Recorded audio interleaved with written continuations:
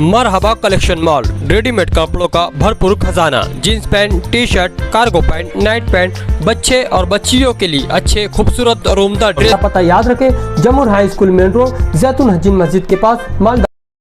बिस्मिल्लाहिर्रहमानिर्रहीम, नहमदुहु व नुसल्ली अला रसूलिहिल करीम, अम्मा बाद। किसी शायर ने कहा है कि दुआ बहार की मांगी तो इतने फूल खिले, कहीं जगह न रही मेरे आशियाने में। अल्लाह का बेपनाह करम और एहसान है कि आज अल्हम्दुलिल्लाह मैं अपनी बीमारी के बाद रूह बसेहत हो करके रात 12:30 बजे मालेगांव पहुंचा। आज इस वक्त रात आराम करने के बाद डॉक्टर की हिदायत के मुताबिक ज़िम्मेदारियां पूरी करने के बाद मैं तैयार था। मुझे यूसुफ इलियास साहब का फ़ोन आया कि प्रोफेसर हाफिज़ अब्दुल हफीज़ अंसारी साहब ऑल इंडिया मोमिन कॉन्फ्रेंस की नुमाइंदगी करते हुए जो नेशनल सेक्रेटरी हैं वो अपनी हिमायत और तायीद के लिए लेटर देना चाहते हैं, तो क्या आप कंपाउंड में आ सकते हैं? मैंने कहा मैं ज़रूर आ सकता हूँ। तो अल्हम्दुलिल्लाह मैं वक्त पर पहुँच गया। मैं ऑल इंडिया मोमिन कॉन्फ्रेंस का बहुत बहुत शुक्रगुज़ार हूँ कि उन्होंने आज इस वक्त मुल्क के जो हालात हैं उन हालात के पेश नज़र मालेगांव की सीट को बीजेपी ने जिस तरह, आरएसएस ने जिस तरह टारगेट किया है कि यहाँ मुफ्ती इस्माइल की सीट को गिराना है,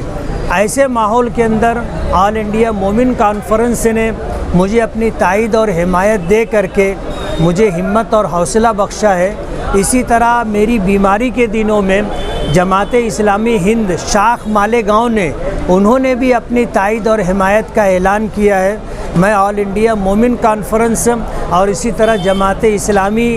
हिंद शाख मालेगांव का बहुत बहुत शुक्रगुज़ार हूँ कि उन्होंने हालात को समझा, देखा और हालात को समझ करके फ़ैसला किया कि आज हमारे शहर मालेगांव में हमने अच्छाई और बुराई के उन्वान पर इलेक्शन लड़ने का फ़ैसला किया था। और आरएसएस और बीजेपी ने इस बात को समझ करके उन्होंने जो स्टैंड लिया कि मालेगांव के अंदर लोकसभा इलेक्शन के पस मंज़र में मुफ्ती इस्माइल ने बीजेपी के उम्मीदवार को गिराने के लिए जो मेहनत और कोशिश की है, जिसकी वजह से बीजेपी की एक सीट मालेगांव धुलिया कॉन्स्टिट्यूंसी से कम हुई है, तो मालेगांव की ये सीट उन्होंने गिराना है। और मालेगांव के अंदर उन्होंने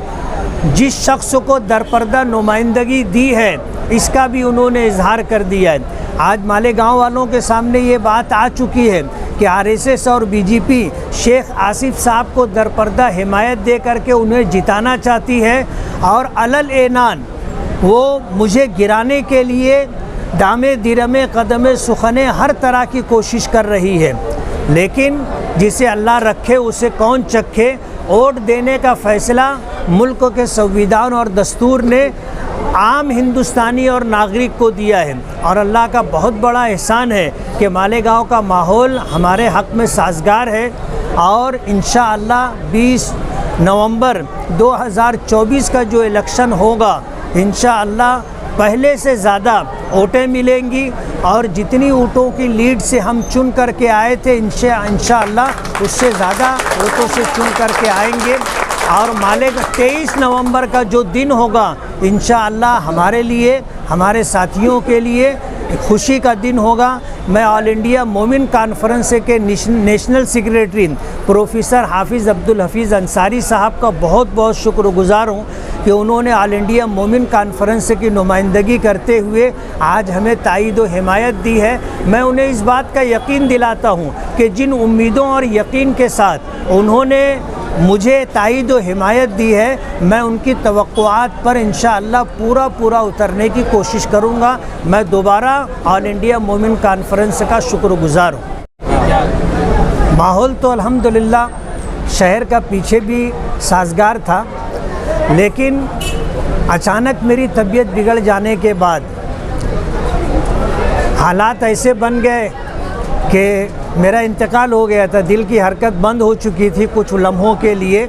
लेकिन डॉक्टरों की कोशिश थी, अल्लाह ने करम फरमाया और अल्लाह ने दोबारा नई ज़िंदगी अता की। मैं चंद रोज़ बम्बई मसीना हॉस्पिटल में ज़ेरे इलाज रहा, लेकिन मालेगांव में मेरे चले जाने के बाद बीमारी में मुब्तला होने की वजह से जो माहौल बना कि एक वक्त था दिल्ली में, एक वक्त था कि जब मैं यहाँ था उस वक्त ऐसा माहौल नहीं था। आज मालेगांव का हर नौजवान ये कह करके कि मैं मुफ्ती इस्माइल इलेक्शन में जिस तरह अपनी ज़िम्मेदारी पूरी कर रहा है और जिस तरह जोश व खरोश के साथ काम कर रहा है, उसने माहौल को एक नई दिशा दी है। और अब इस वक्त ऐसा लगता है कि इलेक्शन 100% हमारे हाथ में है और दूसरों के हाथ से इलेक्शन निकल चुका है और 20 नवंबर आने में देर नहीं है।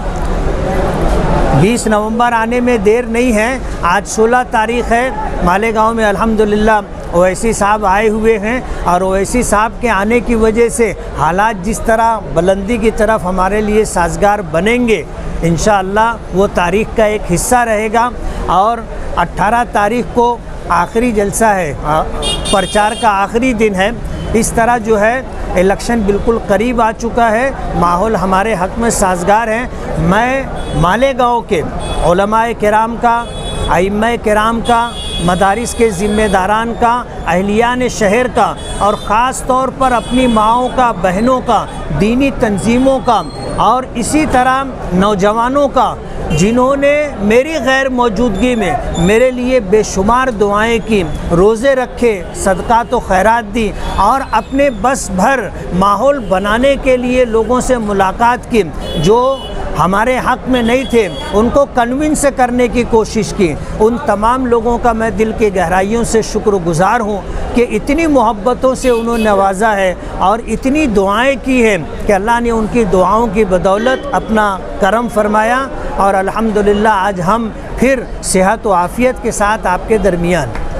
अक़वामी शख्सियत के हामिल है। अल्लाह ताला ने इल्मी एतबार से, अमली एतबार से, रूहानी एतबार से जो मकाम उन्हें अता किया है वो कम ही लोगों को नसीब होता है। हज़रत मौलाना मोहम्मद मंजूर नोमानी रहमतुल्लाह अलैह के साहबजादे हैं और अपना एक इल्मी मकाम रखते हैं और अपने पीर व मुर्शिद हज़रत हाफिज़ मौलाना ज़ुल्फ़िकार नक्शबंदी दामत बरकातुहुम, जिनसे मैं भी रूहानी तौर पर ताल्लुक़ रखता हूँ, उनके हुक्म पर लखनऊ जैसा शहर छोड़ करके वो महाराष्ट्र में नेरल जैसे मकाम पर आ करके वो दीन की दावत, तबलीग और रूहानी फैज़ को आम करने के लिए क़याम पज़ीर हैं। उन्होंने भी पूरे महाराष्ट्र के अंदर अपनी एक टीम एकता फॉर्म को लगा करके सर्वे करवाया था कि कहाँ किस शख्स के हक़ में नुमाइंदगी बेहतर होगी। इस तरह सर्वे कराने के बाद उन्होंने कुछ लोगों को हिमायत दी है और उन्हीं हिमायत ज़दगान में जिन लोगों को हिमायत दी गई है, अल्हम्दुलिल्लाह मालेगांव सेंट्रल से मेरा नाम भी है कि उन्होंने अपनी तंजीम एकता फ़ोरम और अपनी तरफ से मुझे नुमाइंदगी दी है। मैं हज़रत मौलाना ताईद व हिमायत दी है। मैं हज़रत मौलाना खलीलुर रहमान सज्जाद नोमानी दामत बरकातुहुम का दिल की गहराइयों से अपनी तरफ से, अपने तमाम रुफ़क़ा और अहलियान शहर की तरफ से बहुत बहुत शुक्र। अल्हम्दुलिल्लाह आज मालेगांव शहर का असम्बली इंतखाब के लिए जो माहौल बन चुका है, हमें ये उम्मीद है कि हमारे जो उम्मीदवार मुफ्ती अंसारी मोहम्मद इस्माइल अब्दुल खालिक साहब हैं, वो इंशाअल्लाह पिछले वक्त से ज़्यादा वोटों से कामयाब होकर मैदान अमल में आएंगे। ऑल इंडिया मोमिन कॉन्फ्रेंस सबको मालूम है कि एक सदी पुरानी जमात है। ऑल इंडिया मोमिन कॉन्फ्रेंस जो है बुनकरों के मफाद के लिए बहुत सारे काम यहाँ से लेके दिल्ली तक करती है, लेकिन हमारी जो मकामी यूनिट है, उस मकामी यूनिट की वजह से हमको इतना इंतज़ार करना पड़ा और हम इंतज़ार में थे कि शायद मकामी यूनिट कोई फैसला करेगी और अगर फैसला करेगी बेहतर रहेगा तो हम उसका साथ देंगे। लेकिन जब समझ में नहीं आया, एकदम वक्त करीब आने लगा, तो नेशनल सेक्रेटरी होने की हैसियत से मैंने ऊपर बात किया फिरोज अंसारी साहब जो हमारे नेशनल प्रेसिडेंट हैं, और महाराष्ट्र स्टेट के सेक्रेटरी जनरल परवेज अहमद अंसारी से और उनको मालेगांव शहर के हालात से वाकिफ कराया और स्टेट लेवल से हमने इस लेटर को मुफ्ती साहब की हिमायत में देने का फैसला किया और ये लेटर 8 दिन पहले ही हमारे पास आ चुका था, लेकिन सुए किस्मत मुफ्ती साहब को एक आर्जा लायक हुआ और अल्लाह ने बहुत कम मुद्दत में उनको शिफा दी और अल्लाह ताला उनको मुकम्मल शिफा कामिला आजिला मुस्तमिर्रा अता फरमाए और हमारी कौम के काम को आगे बढ़ाने में वो मुआविन और मुमिद साबित हों। मालेगांव शहर सबको ये मालूम है कि तमाम बिरादरी के लोग यहाँ रहते हैं और बुनकर बिरादरी एक ऐसी बिरादरी है जो किसी मखसूस बिरादरी की जमात नहीं है। इसीलिए मोमिन कॉन्फ्रेंस ने बुनकर भवन के लिए कोशिश की और बुनकर भवन का संगे बुनियाद भी 30 अगस्त को रखा गया और उसके लिए मकामी यूनिट ने बहुत मेहनत की, इससे में दो राय नहीं है और हम उनकी कोशिश की सराहना करते हैं, लेकिन वो काम अभी तक शुरू नहीं हुआ है। इंशाअल्लाह हम मुफ्ती मोहम्मद इस्माइल अब्दुल खालिक आमदार जो अभी हैं और इंशाअल्लाह आइंदा भी रहेंगे, उनकी सरपरस्ती में बुनकर भवन और मजदूर भवन का भी इंशाअल्लाह हम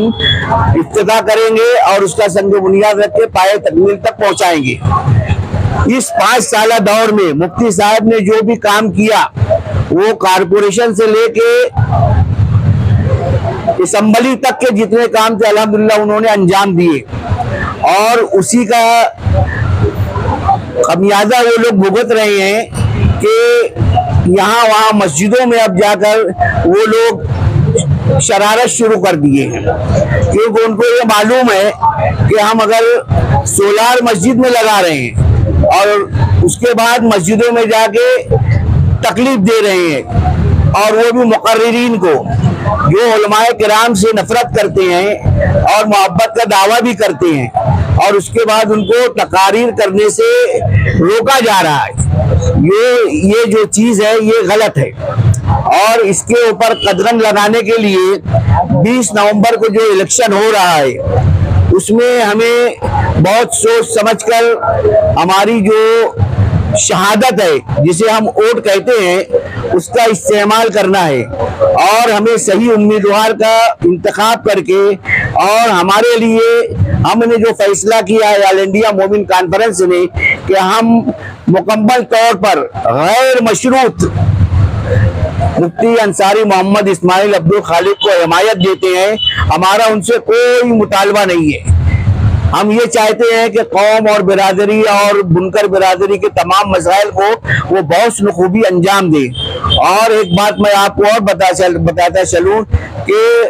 मुफ्ती मोहम्मद इस्माइल अब्दुल खालिक साहब ऑल इंडिया मोमिन कॉन्फ्रेंस के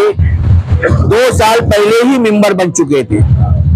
और उनका कार्ड आज इत्तेफाक से उनको दिया जाएगा और हिमायत का लेटर भी हम उनको दे रहे हैं और इंशाअल्लाह ये काम जो है हम मुकम्मल तौर पर यहाँ से अब 20 तारीख तक मुकम्मल तौर पर उनके साथ लगे रहेंगे और इंशाअल्लाह उनको अच्छी वोटों से कामयाब कराकर असम्बली में भेजेंगे। अराबिया मस्जिद में वो उस वार्ड का कारपोरेटर और रौनकाबाद का इन लोगों का कोई रिश्तेदार है, उन दोनों ने वहां पर मस्जिद में तकरीर मौलाना इमरान असजन नदवी कर रहे थे, उनको उन्होंने रोका और रोकने के पहले तो रोका, उसके बाद ये कहा कि चल निकल, यानी उनको तकरीर भी करने नहीं दिया गया। इस तरीके की जो हरकतें हो रही हैं। पिछले हफ्ते में निजामिया मस्जिद में ये काम हुआ। निजामिया मस्जिद में मौलाना खालिद रशीदी साहब जो दारुल फलाह यतीम खाना के मोहतमिम और नाजिम हैं, उन्होंने सिर्फ मसलहतन इस बुनियाद पर कि भाई वो एक इदारे के जिम्मेदार हैं, उस इदारा आज़ाद नगर में कायम है, वहाँ तकलीफ होगी, इसलिए उन्होंने मसलहतन इफ़ाम व तफ़हीम से काम लेते हुए मामले को सुलझा दिया। और मसाजिद में अगर किसी उम्मीदवार के लिए वोट मांगी जाती है तो ये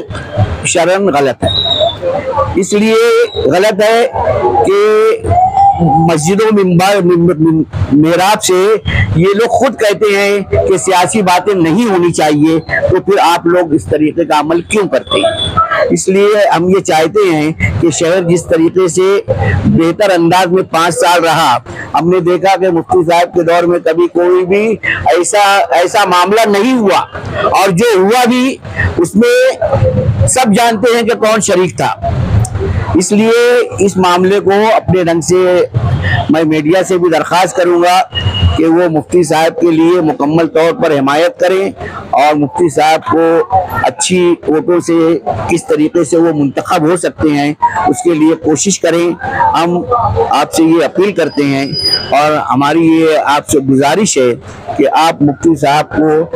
के दुआएं यानी उनके लिए दुआएं सेहत भी करें, और 20 नवंबर को अपनी शहादत यानी अपने वोट को उनके नाम पर मुहर लगाकर सब्त करें।